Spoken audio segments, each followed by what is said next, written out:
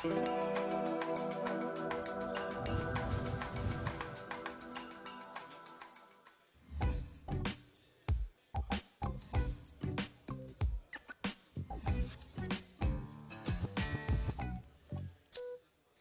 bien, de retour sur le plateau, Fishing TV, pêcheur.com en direct. Il y a 20 000 personnes qui te regardent, ça te fait pas peur? Non, et là, pas tous du les tout. visiteurs du Grand Pavois Fishing.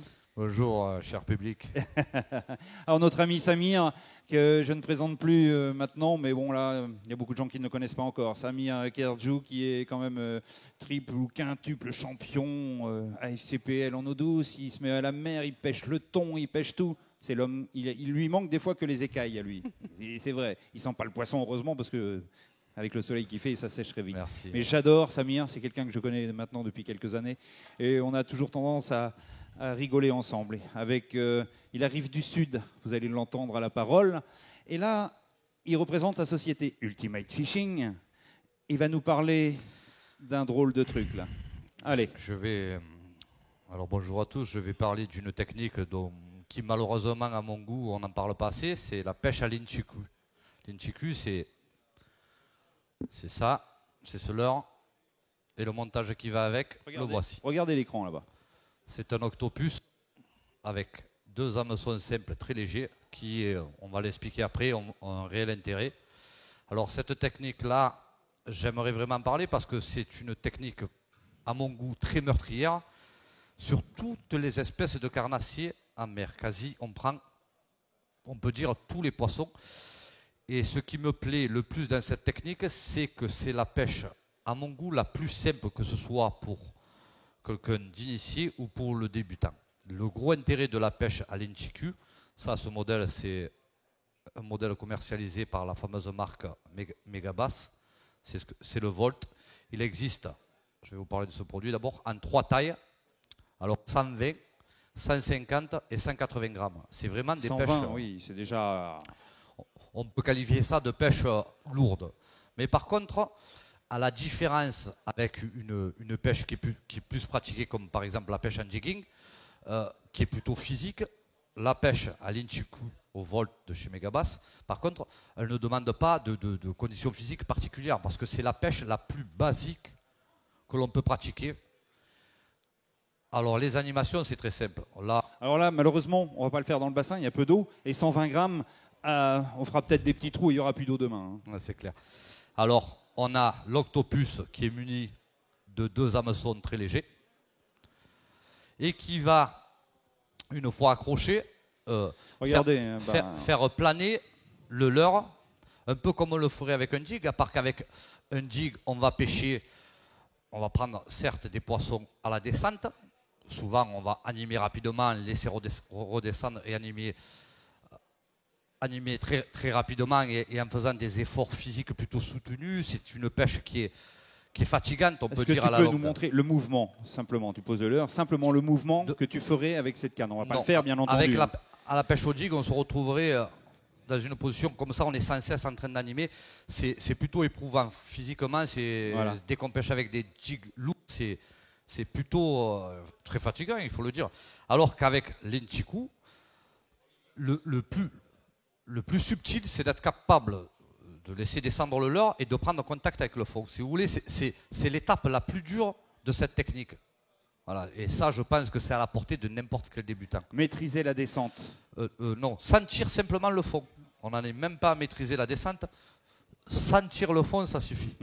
Une fois qu'on prend contact avec le fond, alors c'est très simple. Hein. C'est des techniques vraiment redoutables pour la pêche du bar, pour les pélamides, pour les lieux. On prend vraiment toutes les espèces de carnassiers avec cette technique-là. La seule difficulté, c'est d'être capable d'ouvrir son moulinet, et ça, je pense que c'est à la portée de tous, de laisser descendre l'inchiku, de prendre contact avec le fond, se contenter simplement de ramener sur 2-3 mètres, suivant les échos qu'on a sur le sondeur. Bien entendu, oui. Et de faire une pause comme ça, de rester immobile et de re-accélérer si nécessaire. Hop, pas trop vite. Allez, 10-15 mètres sur le couche d'eau, même s'il y a 40 mètres d'eau, on va. Mais on monte pas vite. Non, c'est pas forcément intéressant. Et là, il va se mettre à nager comme ça, comme si c'était une proie qui partait du parterre. D'accord. Le truc, c'est de multiplier l'opération le plus souvent possible. Donc, on se contente d'ouvrir le moulinet, laisser tomber le leurre au fond, prendre contact, mouliner 2-3 mètres, si rien ne se passe, remouliner 5-6 mètres. Hop, si rien ne se passe, on rouvre le pick-up, on relaisse descendre au fond et on recommence l'opération jusqu'à ce qu'on a des résultats. Alors, il faut savoir que le Volt de chez Megabass, il est distribué en 5 couleurs, de la plus... Ça, c'est une des plus imitatives, réputées, on va dire. à la limite, Voilà. avec couleur sardine. Par contre, il ne faut pas hésiter aussi, comme je le montre sur le... Attends, bouge pas, je vais le récupérer. J'ai pris volontairement 2 couleurs, une pétard et une plutôt naturelle, parce que c'est des détails importants. Vas-y, continue. Alors l'intérêt, voilà, c'est d'avoir une paire de grammages différents. Le gros avantage de cette technique, c'est qu'on va vraiment prendre des poissons, même quand les conditions de pêche sont difficiles. Alors avec 2 hameçons simples comme c'est monté, l'intérêt de ces hameçons, c'est qu'ils sont très légers. Ce qui va permettre vraiment aux teasers de vraiment travailler et de ne pas brider la nage de l'ensemble. Un autre point de détail important, comme je le rappelle dans cette technique, c'est de prendre contact avec le fond. Qui dit prendre contact avec le fond, ça veut dire que notre Inchoukou, notre Volt, va sans cesse venir percuter le fond. On percute le fond, on prend contact, on mouline 2 mètres, 3 mètres, on fait une pause, rien, on remouline 5-6 mètres, si rien ne se produit, hop, on rouvre le pick-up et on va taper le fond. Le gros inconvénient, on va dire, c'est que si on a des Inchiku, je peux le dire, de mauvaise qualité, ce qui va se passer, c'est qu'au bout d'une heure de pêche, vous allez perdre toute la peinture. Et puis à force de taper sur le fond, voilà, on va perdre forcément, la peinture. c'est quand même assez agressif quand ça Tout tape. à fait, oui. En fonction du poids qu'on a, 120, 150 ou comme je le répète, 180. Donc, il faut vraiment des Inchiku avec des couleurs et des vernis où la finition est quasi parfaite. On n'est pas là pour, au bout de 10 contacts avec le fond, remonter son leurre et le changer parce que la peinture s'est écaillée. Moi, vous voyez, bon, il y a une très belle peinture. Je suis un pêcheur rochelais et j'aimerais sortir sur le pertuis, là, d'Antioche, ou alors même le pertuis, là, le grand pertuis, le profondeur, 40 mètres, dès la sortie de La Rochelle. Oui. Est-ce que je peux utiliser ce leurre? Bien sûr. Oui. Mais il est fait pour ça. Oui, mais je te demande. Alors, l'intérêt technique majeur aussi de ce modèle-là, le Volt, par rapport à certains d'autres modèles, on le voit bien, c'est qu'il est assez plat. Alors, il est plat sur le dos, et dessous, on voit qu'il y a un méplat assez important. Voilà. C'est-à-dire que lorsque le leurre va descendre, à mon avis, il va descendre relativement vite. Non? Il va descendre très vite. Et même par fort courant, par gros QF, on va se retrouver avec un leurre qui va quasi pêcher sous le bateau. D'accord. Si tu veux, c'est la subtilité, c'est que même par gros courant où on ne tient pas, avec ça, on va pouvoir faire notre dérive convenablement et prendre des poissons à vue au sondeur ou si on connaît la zone, tout simplement. Après, si on est équipé de sondeur humminbird comme je le suis moi, j'ai pas pour habitude de pêcher sur des zones à hasard. Je me sers vraiment de mon instrumentation pour trouver ces zones productives. Et voilà. Là, de suite, j'arrive, je trouve des échos de la vie, je laisse descendre mon Inchiku et en principe... dans les 2-3 premiers passages, les touches il ne le fait pas au hasard. Hein.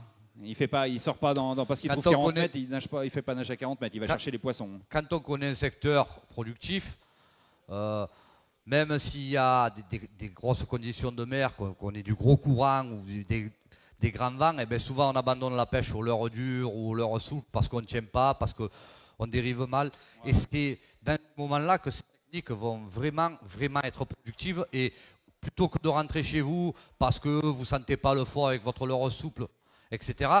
Là, achetez des produits comme ça, mais des techniques relativement simples à utiliser et vraiment vous allez voir la différence. Est-ce qu'il y a des questions à poser là dans le public sur ce type de leurre? Parce que c'est important, si vous êtes là, c'est que Samir vous a intéressé sur ses dires, mais est-ce que personne n'a de questions à poser?